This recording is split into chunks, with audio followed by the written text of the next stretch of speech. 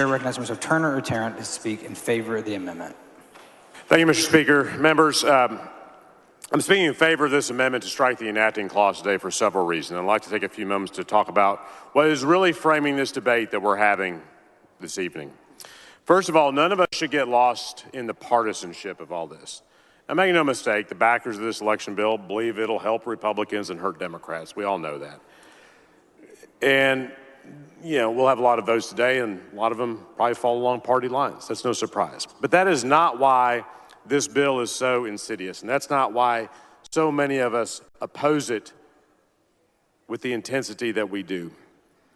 The theory driving this bill and the provisions themselves in the bill are designed and intended to undermine and suppress participation in elections by Black Texans, Latino Texans, the Asian American community, and folks who have a disability. It's a straight-up assault on voting rights. Key provisions of this bill will almost certainly be overturned by the courts. And if the John Lewis Voting Rights Act reauthorization legislation is adopted in the federal level, is likely that all, or nearly all, the provisions of this bill would fail a fair voting rights pre-clearance review. Now, all of us coming into this debate are aware, or should be aware, of our state's shameful history of intentional discrimination. Since just since 2011, the last decade, federal courts have ruled nearly a half dozen times that state leaders violated the Voting Rights Act and the Constitution. The courts further ruled that they did not do it benignly or inadvertently. The court ruled time and again that the discrimination was done intentionally to harm minority Texans. All three redistricting maps enacted in 2011 were ruled to be discriminatory in effect and adopted with discriminatory intent. A voter ID requirement was imposed in 2011. State leaders pushed this legislation in a clearly discriminatory fashion with discriminatory intent. One federal judge even called the Texas voter ID bill in 2011 a modern-day poll tax. Now, state leaders have used the big lie of widespread voter fraud to justify vote suppression for a long time now. When he was Attorney General in 2006, Governor Abbott converted federal funds intended to monitor cyber crimes to launch a so-called voter fraud task force that targeted almost exclusively Latino and Black voters. His office even used sickle cell stamps and pictures of African Americans standing in line to vote as indicators of suspicious voting behavior. The effort wasn't just a bust, it was a total sham. No widespread or significant voter fraud of any type was ever uncovered. What was accomplished? They created an atmosphere of fear in minority communities about voting.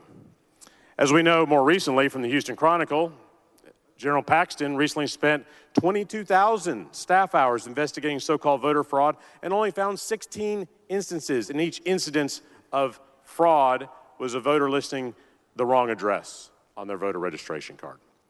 Last cycle, 2 years ago, Governor Abbott, General Paxton, the Secretary of State at the time, hashed a scheme to purge thousands and thousands of Latino Texans from the voter rolls. It took a lawsuit and a federal court order to stop them, to stop that illegal purge. So the pattern is established, it is clear, and it is very recent. Our state leaders repeatedly take actions to limit and suppress Texans' voting rights in violation of the law. And they force African Americans and Latinos and other minority Texans to go to court to defend basic voting rights that are guaranteed by the Constitution. But it hasn't stopped there. Recent history. Attorney General Paxton, with the support of the governor and others, used our tax funds and the good name of the state of Texas to try and overturn the free and fair election of Joe Biden and Kamala Harris by attacking the voting laws of other states. The lawsuit was ridiculous, was immediately rejected by the United States Supreme Court, a court dominated, by the way, with Republican president's appointees. As we know, General Paxton was in Washington, helped rally the mob on January 6th that eventually stormed the Capitol, used flagpoles to beat police officers. So that brings us to where we are today in this legislative session. In the effort to impose a whole series of voting restrictions on Texans, from the beginning, it's been an exercise in arrogance, exclusion, and confusion. Texas is a majority-minority state where residents of color now significantly outnumber Anglos. Texas has the second highest number of Latino residents at just under 12 million, and the highest number of African-American residents in the nation with nearly 4 million. Those Texans are in every part of our state, but concentrated in the 5 big counties. And that's where the primary focus of this bill just happens to be: Harris County, Dallas County, Bexar County, Travis, and Tarrant. Whites make up the minority population of all those counties. And efforts to limit or restrict voting in these counties has a disproportionate impact on Latino, Black, and other minority voters. As mentioned earlier, Texas has a terrible history, not just from 50 years ago, but in recent years of engaging in intentional discrimination. One of the more damning provisions of this bill, which is why we need to adopt this amendment, is already playing out like a voter suppression story from the 1950s. The provision designed to harass and intimidate election workers and voters within the polling place itself. Partisan poll watchers would be empowered to roam throughout the polling place, imposing their own partisan views on the administration of elections. They would even have a hotline to the Attorney General's office to make unsubstantiated accusations. Partisan ideologues intent on voter suppression are already at work planning to disrupt voting in heavily minority precincts. A leaked audio of partisan Republican operatives planning voter harassment and recruiting poll watchers from primarily Anglo areas in Harris County to go into and disrupt voting in primarily minority areas in Harris County has already surfaced. Many people have seen it. It's all over social media. I remember in 1998, when I was a young campaign worker in Tarrant County, sitting in an Elections Commission meeting with the then chair of the Tarrant County Republican Party. And subject poll watchers came up, and the elections administrator said, well, is either party planning on appointing poll watchers for the general election? I said we hadn't planned on it. The Republican chairman said, well, we're probably going to have some poll watchers in the problem areas. And I asked, what are those problem areas? He said, well, you know, Southeast Fort Worth. Southeast Fort Worth is District 95, represented by Chairwoman Collier.